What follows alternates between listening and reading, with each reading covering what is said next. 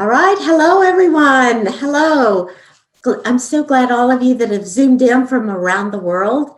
Our team here at the Center for Brain Health, the University of Texas at Dallas, welcomes you to our most popular speaker series every February, The Brain and Owner's Guide. February, I think, is Brain Fitness Month. It is for us. I'm Dr. Sandra Bond Chapman, founder, chief director, and distinguished university professor at the University of Texas at Dallas and a cognitive neuroscientist. If those of you that have questions and answers, I'm the moderator, so please feel free to type them in Q&A, not the chat, but Q&A. And we have some people that will be reading those, and we'll get to as many as we can. So as you think of them, please type them in. So I'm going to tell you a little bit about the Center for Brain Health. First of all, I want you to think, why is the Center for Brain Health important to you? It's important to you because we're doing things to make better lives. Every one of us has a brain, and it is our greatest asset. So we have a dedicated, talented team of 150 scientists, research clinicians, all focused for the last 3 decades on discovering and championing a whole new approach to the science of brain health. What are we doing that is distinct? We are doing better brain. There are thousands, literally thousands of places for you to go for sick brain care. If you're worried about your brain injury and disease, there's thousands of places. But guess what? There's only a handful, and we excel at healthy brain care. How to remove the stigma about your brain health, build capacity reserve, helping people regardless of where you start. And I say BYOB, build your optimal brain to work faster, stronger, and last longer. How will you benefit today? We're building a better world. This pandemic has told us that the only way we're going to be able to get out of it is to use our brain, our superpower, to solve the complexities of the challenges that we're facing every single day. Imagine if you could measure your brain health index every year and make sure that you don't lose ground, in fact, gain ground, and take advantage of the upward potential of neuroplasticity.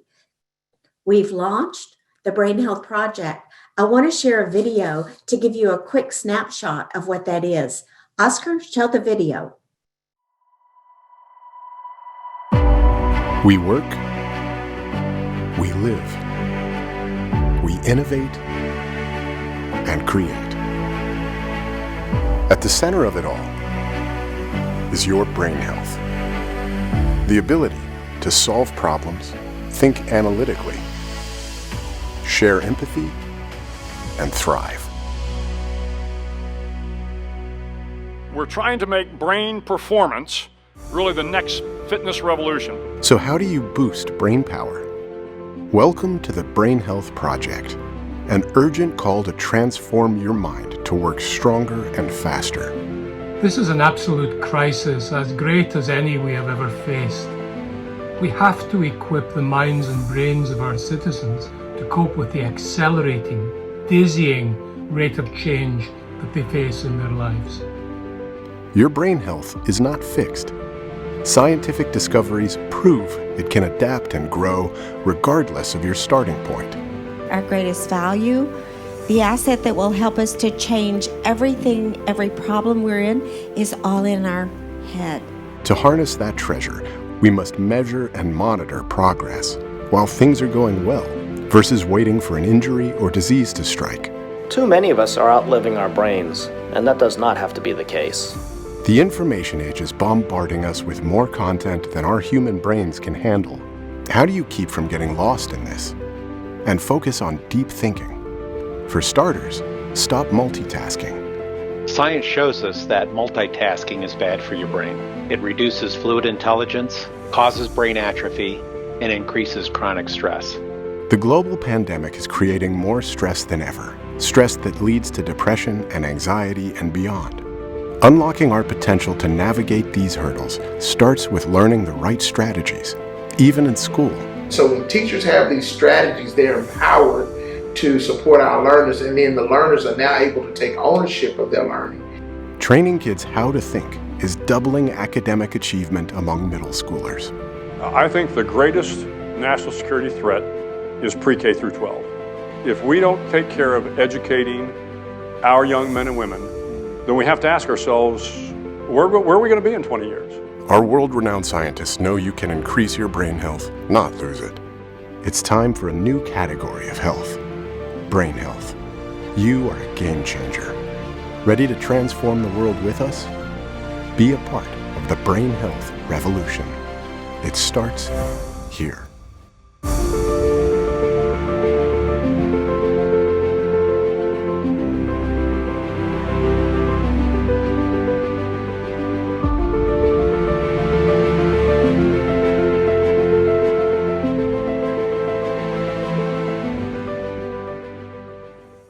Every time I see the video, I get so excited about the whole world that we're going to be able to reach.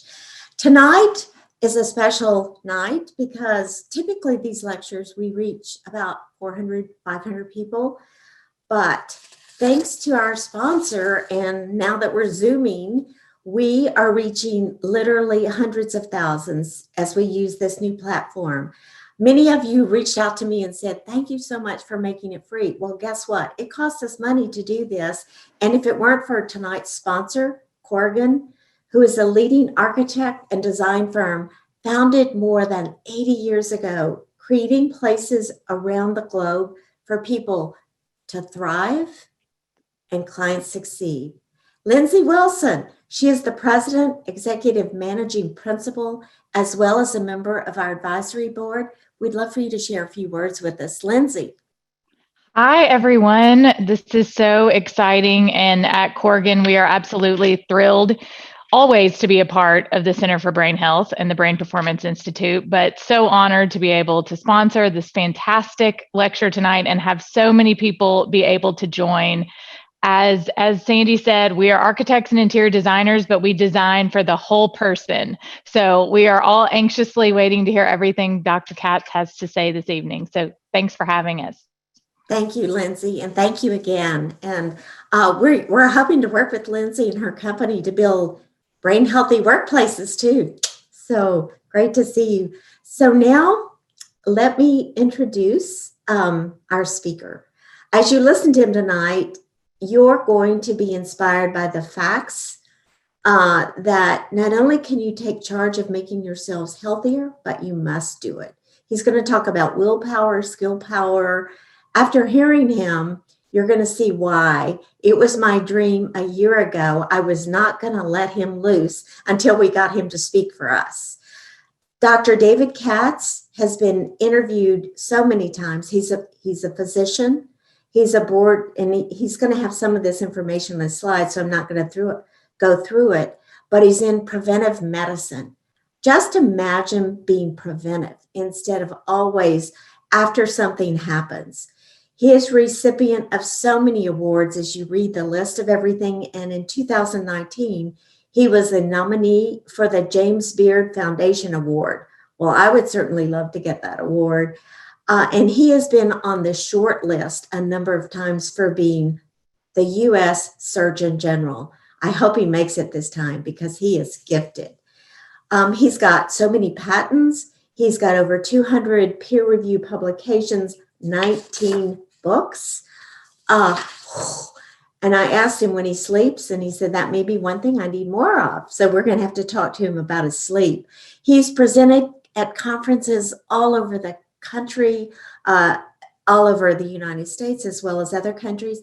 One of the favorite labels that he's been given is the Poet Laureate of Health Promotion.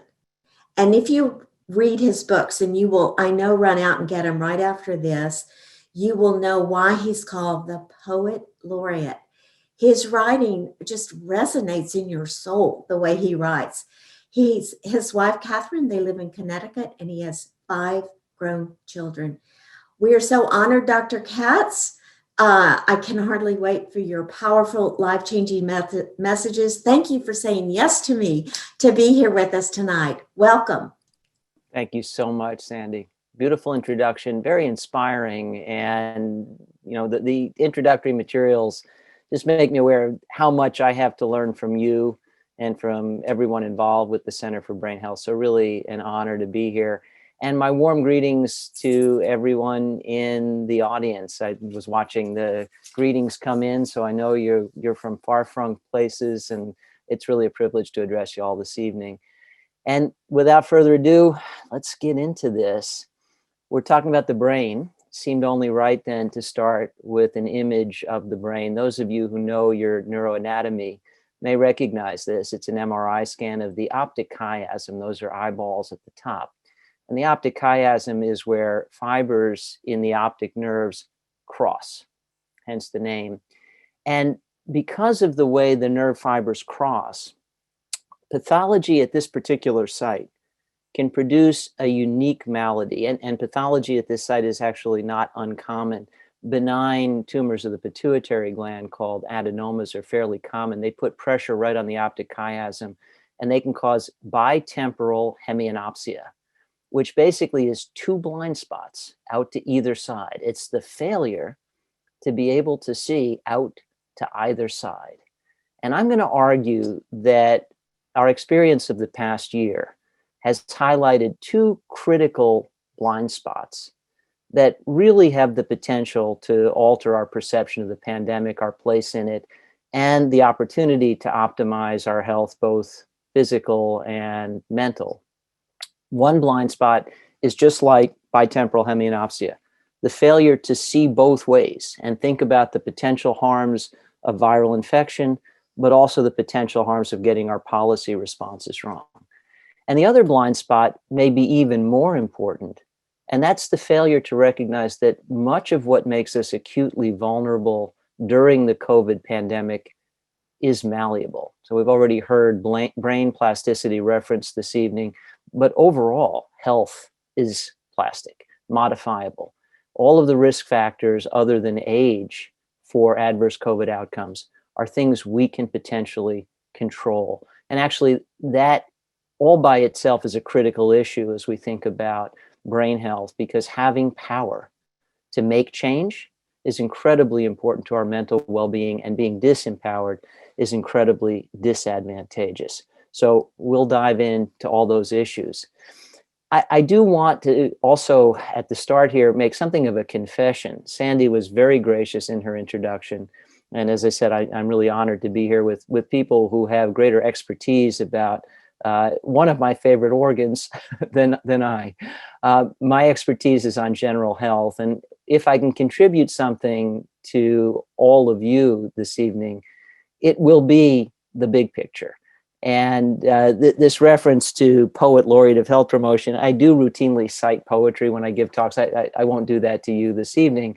But on the other hand, it is only fair to acknowledge that this slide references a parable converted into a poem by John Godfrey Sachs, The Blind Men and the Elephant. It was 6 men of Indistan to learning much inclined, who went to see the elephant, though all of them were blind, that each by observation might satisfy his mind. The first approached the elephant, and happening to fall against his broad and sturdy side, at once began to bawl, "God bless me, but the elephant is very like a wall," and you get the idea. So ordinarily I do the whole thing, but we don't have time for that nonsense. But essentially, each of these wise men takes hold of a different part of the elephant and misconstrues it for the whole. And frankly, I think we've been doing that about the pandemic and failing to appreciate the big picture. So that really is my area of expertise. If you will, I'm the guy who always can see the elephant in the room. And I think there's been one from the start in the pandemic. And that's what I want to get our arms around this evening. I started commenting in the very early going. My particular focus throughout my career has been nutrition and lifestyle as medicine. But that's not because I like food more than the next guy. I'm a preventive medicine specialist. My mission is to add years to life, add life to years, and by the way, try to maintain a viable planet into the bargain. There are no healthy people on a ruined, uninhabitable planet. So add years to lives, add life to years to help save the planet. That's the mission. And food just happens to be means to an end. Now, it's critically important means to an end, as I will elaborate a little further into the talk. But during the pandemic, it was very easy for me. I'm trained in epidemiology, trained in public health, to shift my focus and say, if we want to help add years to lives and life to years now, we have to defend against the threat of SARS-CoV-2. So I started writing about that. One of the things I wanted to address was risk distortion. And it was actually the response to this very early column last February, which I think ultimately had over 100,000 views on LinkedIn and over 500,000 on Medium, said, I think there's a need for this more centrist voice, somebody who's willing to look both ways before crossing a busy pandemic and saying, we really need to care about the potential harms of infection. We also really need to care about the potential harms of misguided policies that don't match protections to the level of risk. So I started commenting on that. And the responses I got actually directly represented something critically important about brain health and mental health. And that is, anxiety is bad for our brains, especially anxiety that's left to fester in the shadows. You think about any horror movie you've ever seen, however bad the monster is, when the monster is finally revealed, it's not as scary as when it's hidden in shadow. It's the unknown that terrifies us. So people were basically hearing a bit of drama. There was a lot that was unknown about COVID, and everybody's morbid imaginations ran amok, and it was a pretty terrible time. And of course, we've been through a lot since then, but I wanted to weigh in with the perspective of an epidemiologist to try and give people some grounding so they could interpret the risk, how large it was, be more realistic about it. But I had a big concern. So again, seeing the whole elephant, I thought, we can't just be talking about the harms of SARS-CoV-2. We really do need to be thinking about social determinants.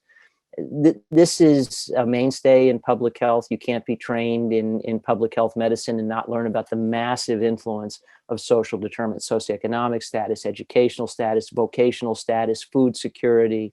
In fact, we often say that a far better predictor of health outcomes than your genetic code is simply your zip code. It's where you live, what your neighborhood's like, what your environment is like. Massive influence on brain health, mental health, psychological well-being, all really critical. So I thought, well, the way we're talking about locking everything down, this is going to reverberate through the social determinants of health. It's going to fall hardest on the people who can least afford it. And there are going to be pretty dire consequences of all of this. And sure enough, we started over a span of weeks and months to get this news too, that we were facing something that would rival the Great Depression, that domestic abuse rates were rising in the US and around the world. There was a spike in gun sales, and one had to wonder what that was about, because you can't shoot a virus. So, who was going to get shot? How was it going to help? And even concerns about acute elevations in depression, addiction, suicide. And these were early predictions that I cite here. Sadly, they have all been borne out. And by the way, you may or may not remember, but addiction is one of the critical threats to mental well-being. And we were only just exiting in the United States what had been deemed a public health emergency, namely the opioid crisis, just before COVID hit. Things were just starting to get better. And the opioid crisis was so bad that there was actually a decline in life expectancy in the United States directly attributable to that epidemic. So we were just exiting a major epidemic that had reduced life expectancy and entering a critical period of choosing how to respond to COVID. And I was seeing signs, boy, we're going to make a lot of stuff really bad if we get this wrong, including re-exacerbating the opioid epidemic. So we're going to have more than one epidemic or pandemic playing out here all at the same time.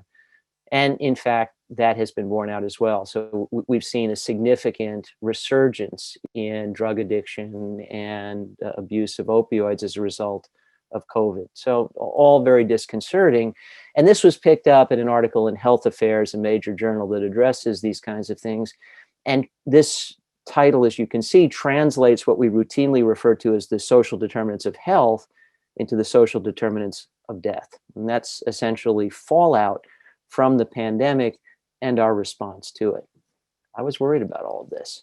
That wasn't great for my brain, all this worrying, but I was worrying on behalf of other people's brains, other people's mental health, equanimity, thinking, we can't just make this be about the virus. That's hugely important. But what we do to society, if we tear that fabric, there's more than one way people can get hurt in this situation. Any way someone gets hurt in a pandemic is bad. Any way we're able to protect someone is good. We need to be thinking like that. We need to look both ways before crossing a busy pandemic. And this was reaffirmed to me when I was privileged to do a webinar out of Berkeley and was accompanied by an economist from Stanford, Nick Bloom. Nick was the one who brought this particular item to my attention, and he kindly lent me this slide. So this is from the economics literature, which I don't know and I don't routinely read. I'm a public health physician. I don't deal routinely in economics. I do care, of course, about the impact that livelihoods have on people's lives. They really are inseparable. Lives and livelihoods are really largely one and the same thing. If you devastate livelihoods, you cost people their health. So I care, but I'm not an expert in economics. Nick is. And he cited this literature indicating that for every person who loses their job long-term at or near midlife, a year to a year and a half of life expectancy are lost. Well, at this time, we had lost something close to 50 million jobs in the United States. It may be more than that now, but let's use that figure. And let's say that, even less than half of those job losses are long-term or permanent. So let's say 20 million. Well, if 20 million people near midlife lose their job for an extended period of time, and if each one of them suffers a year and a half reduction in life expectancy, that's 30 million person years of life lost. Even now in the pandemic, we have lost tragically 450,000 or so of our fellow Americans to the pandemic, and of course, more than 2 million around the world. But if we look at the US figures and compare them, so let's say that on average 10 years of life have been lost for everyone who has succumbed to SARS-CoV-2. And by the way, I imagine in an audience this size, many of you have been affected personally. I have. Certainly this infection has invaded my personal circle. And by the way, as I speak to you, I'm just recovering from COVID, although in my case, it was fairly mild. But my heartfelt condolences. And it's one of the tragedies, if you will, of epidemiology. The public is nameless. The public is faceless. When you speak in anonymizing statistics, we lose the human impact, and I apologize for that. I know we're talking about real people. I know we're talking about real loss, and my heartfelt condolences. But in order to understand patterns, we have to use numbers, and so I hope you'll forgive me. So again, if we've lost 450,000 of our countrymen and women, and 10 years of life, in each instance, that's 4.5 million person years of life, 4.5 million. That's huge. But the losses due to job losses of life, we're not talking about lives versus dollars, we're talking lives versus lives, are almost 10 times as many. It's impossible to step back, look at the big picture, and ignore the implications of potential for harm in both directions, from the virus and from failing to get our responses in terms of policy right. So this has been my preoccupation for much of the past year, and something of a digression from where my attention is generally directed. I was also concerned, as you think about the early pandemic going, and by the way, I'm sure you all agree, it feels like we've lived through multiple lifetimes since a year ago. But it was just months ago that we were all hearing, if not chanting, flatten the curve. And there was merit to this, because if you can prevent acute surges like had been seen in northern Italy, you prevent overwhelming medical systems, and that's crucial. It's bad enough to die on a ventilator. It's absolutely horrifying to die because you can't get one. And we were worried about that. But there was always a problem in this issue of flattening the curve, and it was pointed out by two colleagues I've come to know during the pandemic, Maria Cecchina, a mathematician at the University of Pittsburgh, and Wes Pegden, a mathematician at Carnegie Mellon. They're both risk modelers. And what they did was they went into a risk model that had been published in the New York Times, and that's shown in the top image. So basically what the New York Times article, an op-ed piece, reported was, if we flatten the curve, look at that huge spike, 128 million total infections, it's reduced to 14 million. isn't that great? We don't overwhelm the hospitals.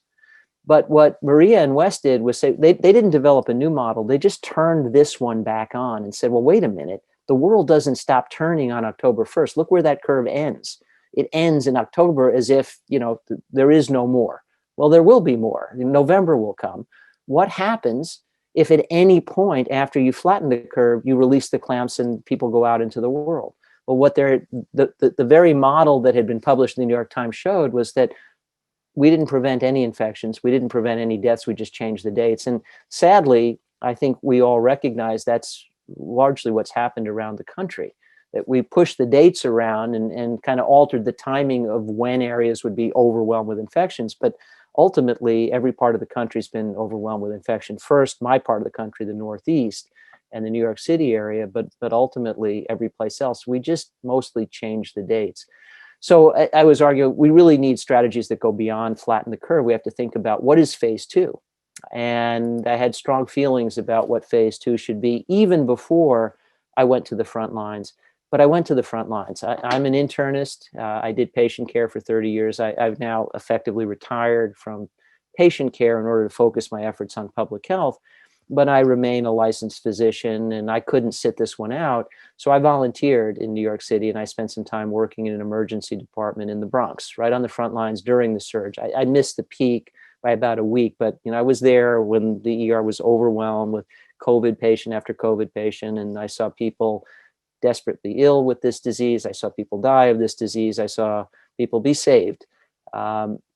But I thought it was really important, both because I could contribute help on the front lines, and it was critical to my understanding of the pandemic. But even having seen it up close and personal and seen this virus kill people, I still felt, yes, okay, but that's just part of the story. We really need to be thinking about the effects of our response to this. So I weighed in with an opinion piece in the New York Times and basically was arguing for a more surgical strike. When you have open war, there's a lot of collateral damage. Shutting down all of society is like open war. You hurt people that you're not helping. If we could target our interdiction efforts to people who most needed protection, we could maximize the protection, minimize the harm. I wrote about this, and it was then picked up by Tom Friedman. I actually got a call. Those of you who read the New York Times will know of Tom Friedman, longtime columnist there, 3-time Pulitzer Prize winner. You can well imagine my reaction when on a random Saturday after my piece ran in the New York Times, my phone rang and it was Tom Friedman. I was quite thrilled. We've since become close friends. But Tom channeled our discussions into a number of his columns. And what we were talking about was an approach to minimizing total harm and empowering people. And empowering people is critical to our mission tonight, talking about brain health. And I'll return to that before I'm done. But probably the single greatest way to undo the health of a brain is to disempower someone, to leave them feeling helpless.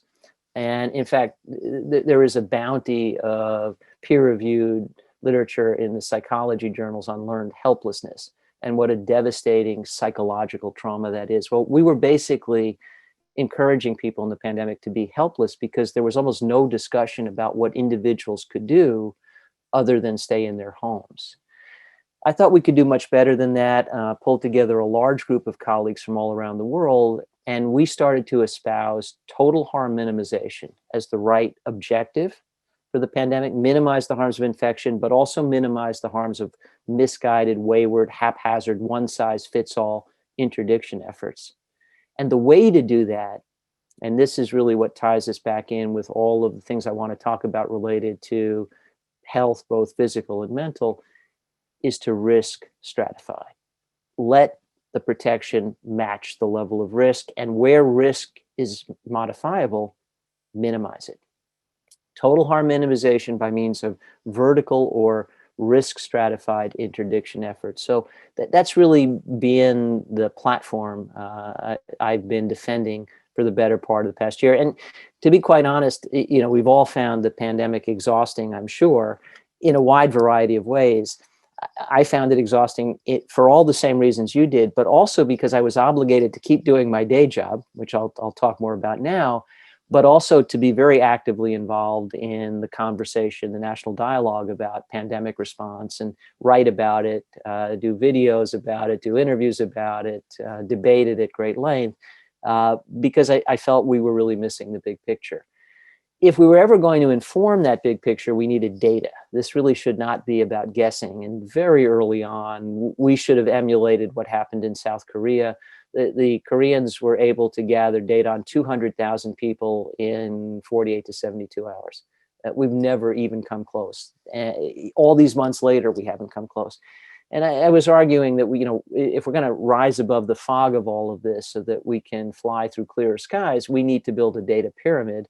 We need to know how many people have been exposed to the virus, how many people have developed symptoms, how many people needed medical care, how many needed hospitalization, how many needed the ICU, how many wound up on a vent, and how many died. And I was privileged during the months of the pandemic to bring this to the attention of governors and to testify to the U.S. Senate Committee on Homeland Security. And the senators were operating under the misapprehension that to build this data pyramid, we needed to do millions and millions of tests, and we didn't have millions of test kits, but we don't. We need a representative random sample. You can learn everything you need to know about a huge population with a relatively small number of the right people, and then you extrapolate. We do that all the time in public health. That's how we know about nutrition trends. That's how we know about behavioral risk factors. The CDC does this routinely. 30,000, 50,000 tests in the right people, we could have learned everything we needed to know. We never did this. And this was one of, I think, the great lapses in our pandemic response. On the basis of the right information, which we mostly have now, not because we ever gathered it systematically, but because we've cobbled it together, we would be in a position to build a policy platform of total harm minimization. I don't really see how that can be controversial, right? What is better than minimizing total harm? It's the obvious objective. And then it just becomes a matter of debating what are the sources of harm? How does one source of harm compare to another? What really represents total harm minimization? But that should be the goal. The fact that we always in medicine and public health match our treatments to the level of risk is clearly relevant during the pandemic. So we should do vertical or risk-stratified interdiction. I also think as we try to overcome this great hardship of helplessness, there was an opportunity for hierarchical responsibility. Rather than a choice between personal responsibility and public accountability, both, actually. Hierarchical responsibility, I'll come back to that in a minute. And that involves us in minimizing risk together. We're all in on this. And in preventive medicine, we talk all the time about teachable moments. And sadly, in my career as a clinician, the teachable moment was often after bad stuff. That's the routine experience. So it's after you have a heart attack or a stroke or some bad thing happens, you get religion about health. Okay, tell me how to be healthy. And as Sandy and others indicated at the beginning, all too often, that's how we think about brain health too. When you worry that someone in your family has dementia, you suddenly start to think, oh my goodness, I'm at risk too. What can I do?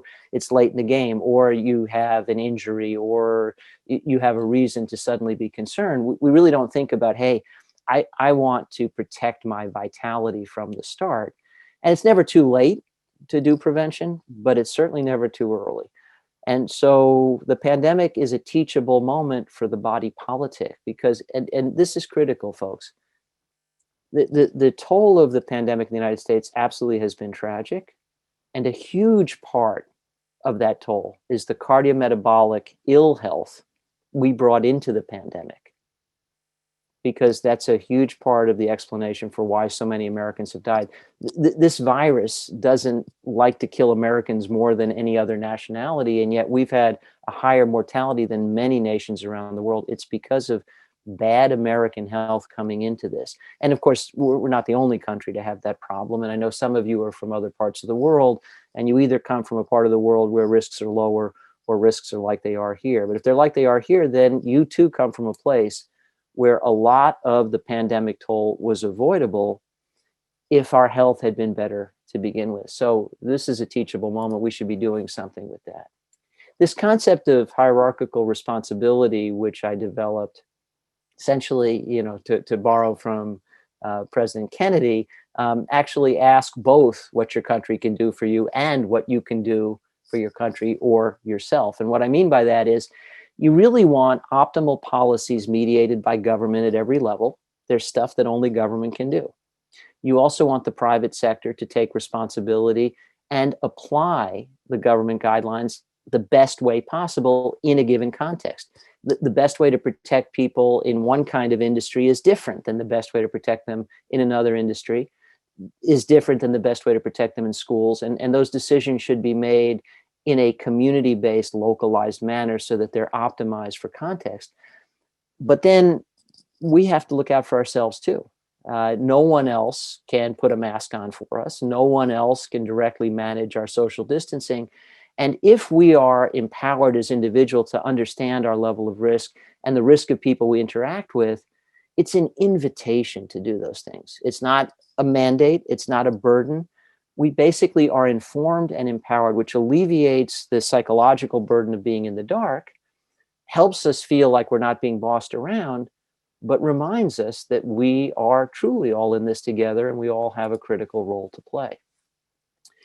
And I really do think one of the greatest oppressions of the pandemic has been this notion of helplessness. People have not had information about risk.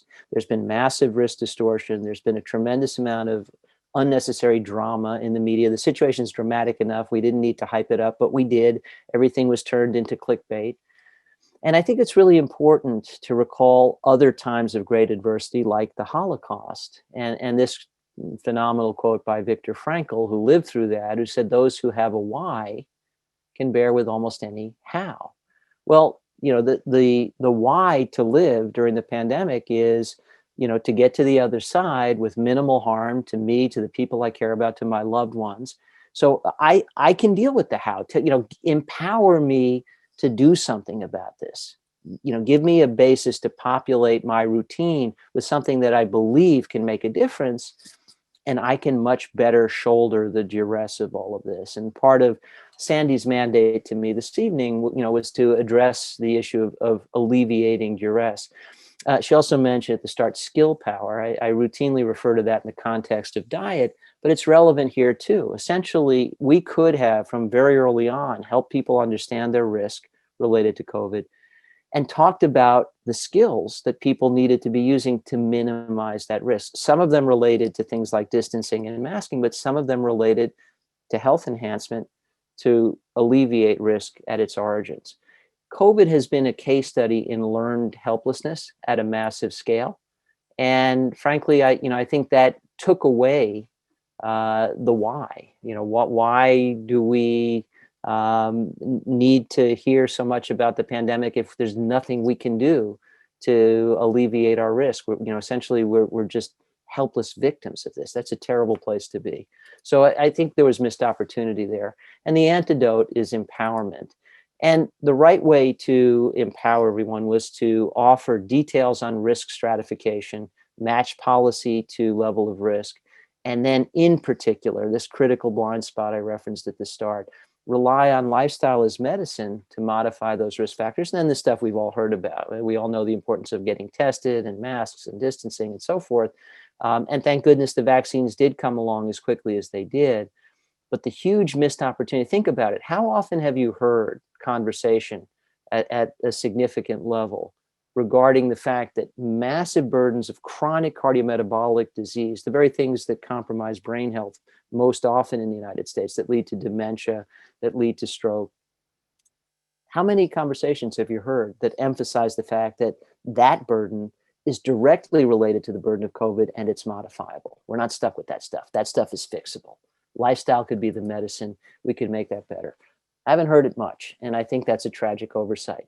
So I put together this color-coded risk matrix many months ago, and if you look at the image, you can see how simple this is. So age groups across the top and disease burden along the side. And I didn't specify here, but a significant burden of organ system disease would be complicated diabetes or coronary disease. These are not uncommon things in the United States. If you're both elderly, over 70, or in particular over 80, and you have a high burden of chronic disease, you're at very high risk of terrible outcomes if you get COVID. You can't get COVID. That's a group, that cell A in bright crimson there, they have to be protected from the virus. Nursing home residents, for example. If you're elderly or have chronic disease, but not both, you're still at significant risk. But if you're younger and or healthy, you're at much lower risk. And if you're both young and healthy, you're at extremely low risk. Kids, for example, are much more likely to be harmed riding a school bus than from COVID. That's really important because we don't shut down the nation's schools because of the potential dangers of riding a school bus. Living involves risk. One of the other distortions of the pandemic is the notion that we can ever get risk to zero. It's never going to be zero. There's risk involved in crossing the street. We all accept that. The critical issue for our purposes tonight is the white arrows in the image. I'm a preventive medicine and lifestyle medicine specialist. Those are opportunities. Every white arrow is an opportunity to go from one risk tier to a lower one by means of modifying these modifiable risk factors. And these hide in plain sight. We've actually been dealing with pandemics much bigger than COVID for a long time, one of which is on our plates every day. Diet in the United States, poor diet quality, is estimated to cost approximately 500,000 premature deaths every year. Now, that's more than the pandemic, but the more important issue is this is every year. 500,000 premature deaths due to poor diet quality. What I'm citing here is an op-ed in the New York Times from August of 2019 by the Dean of Nutrition at Tufts, Darius Mozaffarian, and former Secretary of Agriculture of the United States, Dan Glickman. And in their op-ed, they cite the primary literature that indicates 500,000 deaths in the US alone due to poor diet quality.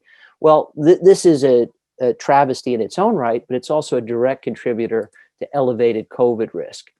Colleagues and I have done a couple of papers during the pandemic on the distribution of these risk factors in the US population, including this one in the Journal of Emerging Infectious Disease. And what we found is that 6 out of 10 American adults have at least one of the major risk factors for bad COVID outcomes: hypertension, dyslipidemia, type 2 diabetes, central obesity, etc. Essentially, this constellation of cardiometabolic disease strongly associated with adverse brain health outcomes as well. And 4 out of 10 adults in this country have 2 or more of these risk factors, putting them at extremely elevated risk for bad COVID outcomes. So frankly, there was this massive overlap between the threat of COVID and bad health that we brought into it. And furthermore, those dual burdens affected the population in a way that weighed particularly heavily on populations that were socioeconomically disadvantaged to begin with. So all of the racial tensions we've experienced in this country and the clamor for social justice, it actually overlaps with all of this. All of these burdens were concentrated in the same portions of the population. Obesity alone is a risk factor for bad outcomes and seems to be the single most important predictor of dire COVID outcomes in young people. And some of those pathways are obvious, related to inflammation. Some of those pathways are still under active investigation. We also know, by the way, that severe obesity is a significant threat to brain health and psychological well-being, but also the vascular health of the brain. Dietary patterns reverberate through all of this, so direct implications for the health of the brain and the nervous system, but also major implications for the presence or absence or management of coronary disease, type 2 diabetes, hypertension, dyslipidemia, et cetera, all of those cardiometabolic liabilities that relate acutely to COVID risk. In terms of what we ought to do about diet, Michael Pollan got it down to 7 words: eat food, not too much, mostly plants. That's pretty darn good. I wrote an extensive review paper in 2014, took me many more words, pretty much reached the same conclusion. All of the variants on that theme are much better than the way that most Americans eat. Frankly, our dietary guidelines for years have been saying much the same when they get it right. We've had conferences exploring global consensus, reaching the same conclusion. I think in many ways, the evidence that argues most emphatically for that basic approach is the world's blue zones, where people routinely live to be 100, don't get chronic disease, and by the way, have fared much better through the pandemic too. And if we look at the diets in the blue zones, we could go from a spectrum of animal food predominant and ultra-processed food predominant, that's to the left in red, or plant food predominant and real food predominant, shown in black font on the right. And the blue zones all cluster over there on the right, just as you'd expect. Those are the critical issues. Lots of vegetables, fruits, whole grains, beans, lentils, nuts, seeds, plain water when thirsty. There's a lot of discussion about the paleo diet these days. So some people might think this is the elephant in the room. But really what we've learned from the anthropologists studying the Stone Age is, yes, we are omnivores, but that means we have choices. And it's pretty clear really what the best choices for human health are. And this is a matter of science, sense, and a global consensus of experts. And this is a landing page from my nonprofit, the True Health Initiative. And I'd encourage you to check out the True Health Initiative at truehealthinitiative.org. If you think no two nutrition experts agree about the fundamentals of healthy diet and lifestyle, or if you think paleo and vegan camps are mortally opposed to one another, you'll see that's not the case. We have hundreds and hundreds of world-leading experts from 46 countries, paleo to vegan, coming together to say, actually, we agree. Everybody's better off eating real food, mostly plants. So the fundamental formula is clear. And I would argue, in a sense, two pandemics are better than one. If we just had the COVID pandemic, whatever it was doing to our psychology, whatever it was doing to our physical health, our only defense would be whatever we could do to avoid infection. But because the pandemic has been much compounded by cardiometabolic liability, and that's all modifiable with lifestyle as medicine, recognizing the confluence of these two pandemics empowers us to fix both. We can actually defend against the acute threat of COVID by improving our chronic health. The best acute defense is chronically good health. So again, remember those white arrows. We have the opportunity to improve our overall health and vitality for the long term. That's the gift that keeps on giving to the brain and every other part of the body. It also offers acute defense against COVID.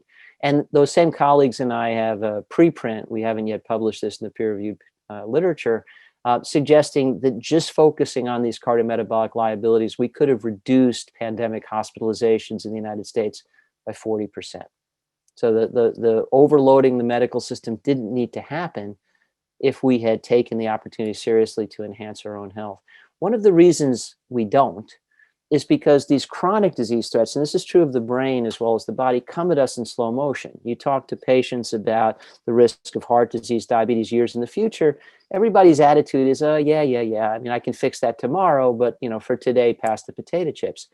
COVID is making people acutely anxious. This is a threat that comes at us in real time, just like the threats we're adapted to, like these giant fangs, and it activates the fight or flight response. And you want to do one or the other, run away from the threat or fight it. Well, great, that's good, because what you need to do to fight this threat is improve your long-term health. And there's tremendous opportunity there. I would argue state by state, employer by employer, and as a nation, and frankly, nations all around the world, there has never been a better time for a massive let's all get healthy together now campaign. And this is where I bring this big picture thinking back to tonight's topic. So you think about the basic care and feeding of Homo sapiens. We don't really think about what we need to eat for a healthy liver independent of the rest of our body, or a healthy spleen independent of the rest of our body, or healthy kidneys, or even a healthy heart. And I would argue much the same is true of the brain. And again, I readily defer to Sandy and others who have rarefied expertise in brain health and neuroplasticity. But one of the things I learned in medical school was that the ankle bone really is connected to the shin bone. And every organ system is critically dependent on every other. The best way to have a healthy, resilient brain is to take good overall care of yourself. Total health is the best way to have a healthy brain. And we see this in the blue zones as well. The blue zones have fared very well during the pandemic. They don't get dementia. They stay sharp. And their formula is feet, forks, fingers, sleep, stress, and love. So feet, physical activity; forks, optimal dietary patterns; fingers, they don't do this, no smoking. Sleep, they get enough. Again, that's one of my weaknesses, but I do the best I can. Stress, they don't have too much. That's also a challenge. And love, they have strong social connections. We're social animals. We need one another. Feet, forks, fingers, sleep, stress, and love. That's the 6-cylinder engine of lifestyle as medicine. And people in the blue zones have long-lasting vitality of mind and body alike. And I know you've heard some things, popular fora like Grain Brain. There have been best-selling books that are sort of, counter to the mainstream narrative about optimal diet for general health. I disagree. I wrote this piece in Medscape disagreeing with Perlmutter about grain brain. Actually, all 5 of the world's blue zone populations have high intake of whole grains, not refined grains, but whole grains. If it's good for you overall, it's going to be good for your brain, good for your resilience. And it's not just about diet, and it's not just about exercise. It's also about social connection. We really have to honor all of these 6 critical elements, and the blue zones represent all of them. But frankly, they reverberate through the peer-reviewed literature. And this is a main area of focus in my native professional home, the American College of Lifestyle Medicine. So lifestyle really is the best medicine. You want a spoon to help the medicine go down. We don't need more spoons full of sugar, certainly, but the best spoon is culture. And that brings us back to this issue of, if you will, hierarchical responsibility. Sometimes the best defense of an individual body belongs to that individual body. It's something we can do. Sometimes it belongs to the body politic. We really need both. I mean, for example, America runs on Dunkin'. We peddle junk food to one another as if it's a food group in its own right. That doesn't help. So we really need to be agents of culture change to make it easier to get to optimal health. John Donne told us that no one is an island, no brain is an island, and there are 2 critical connections. The brain is connected to the body. You cannot have an optimally healthy brain unless you take good care of your body overall. And the formulas are the same. The brain is critically dependent on the vascular system. You need a healthy cardiovascular system to have a healthy brain. But also, we are social animals, so we're critically dependent on one another. Each individual brain is connected to the body politic. Healthy relationships, and of course, those have been strained tremendously during the pandemic, and we have to interact with one another in all kinds of new ways like this, as disembodied spirits. So how can we, despite all this duress, maintain the health of our brains? Well, I think understanding helps us to overcome. So have credible sources of information you trust, who are balanced and reasonable and not seeking drama. We don't want drama and despair. We want to understand so we can overcome. Take full advantage of lifestyle as medicine. The acute defense against COVID that matters most is chronically good health. And that's also the gift that keeps on giving. And absolutely, I believe in the advantage of mental exercise, whether it's crossword puzzles or chess or whatever it is you like to do. But whatever it is, get a partner. Because again, no brain is an island. We really derive tremendous benefit from healthy social interaction. And that's been under strain since the beginning of the pandemic. Everywhere this pandemic has exposed vulnerabilities, from my point of view, we have opportunities to cultivate whole new strengths. We have not been, as a nation, terribly focused on our cardiometabolic liabilities, but now that they're an acute threat as well as a chronic one, it's a new day. There's a new opportunity. And if enough of you agree with that, we are the start of a movement, and I hope we will be. And we have whole new ways to reach people with empowering resources too. There's been a massive shift to telemedicine. In some ways, it's unfortunate not to be in the same place at the same time, but it also means we can take advantage of digital delivery systems and do new things. In just the past several months, the American College of Cardiology recommended that diet is so important to health, it really ought to be measured in every clinical encounter. And furthermore, we need new tools so that diet can be evaluated at every routine checkup. Well, it just so happens at this phase of my career, this is what I do. I run a startup company called Diet ID, where we're on a mission to make diet the vital sign it deserves to be. You can learn more about that at dietid.com. But again, we have whole new ways to deploy whole new resources and reach people at scale. And I think that's critically important. So I began with this image. I'll end with this image. We can open our eyes, see the big picture. And where there has been drama and despair, there's tremendous opportunity to overcome by understanding. I still feel it's critical to look both ways before crossing the remainder of the pandemic. And I think working together, we have opportunities to protect our health, the health of our minds, our mental health and well-being, our equanimity, and one another. And collectively, there is a tremendous opportunity still to pursue the goal of total harm minimization. Up until now, our pandemic response has looked something like this. It's not too late to board the bullet train to get through what lies ahead of us. And with that, Sandy, thank you so much for this opportunity, and happy to switch over to Q&A. Great. Fantastic, David. That was as good as I hoped it would be and inspiring. So we have a couple questions and we don't have much time, but wow. When you talk about willpower and skill power, I want to get back to that because one of the questions that just came in was, people know I need to exercise, I need to sleep, and that's critical, but how do we get them from knowing what's right to do what's right? And the reason I want to go back to willpower and skill power, because I call skill power our brain power. And, that's what we do with the Brain Health Project is get people to learn the tactical strategies and to give them the tools so that, in fact, they will make the right choices. And that's what we've shown. So I'd love for you to talk a little bit about just giving people knowledge isn't working. So Clearly not. Right. How do we empower them and measure them? Like I'm interested in your diet ID, as we try to figure out ways to partner so that you can help us with the Brain Health Project, is how that could be something that could be empowering to people. That would be great. So diet, I'd love to explore that. Essentially, we have a whole new approach to dietary assessment and goal setting. It's image-based. We can do comprehensive dietary assessment, diet type, nutrient intake, diet quality in 60 seconds, and it's even fun. So absolutely, let's explore that. But shifting now to this issue of willpower versus skill power. And again, this has been a great privilege and a pleasure for me, but there's only so much you can fit into 1 hour. And the pandemic, of course, is just a major part of our current reality. Ordinarily, in ordinary times, I'd give a completely different talk. And I do like to talk about the juxtaposition of willpower and skill power. We lean too heavily on the former. Let's say that I want to fly a plane. I just think it's super cool. I'd love to be able to fly a plane. So I want to fly a plane. I have the will to fly a plane. Not good enough. I can't just get into the cockpit and take off. I will crash the plane. I don't know how. I'm not a trained pilot. I have to learn the skill set.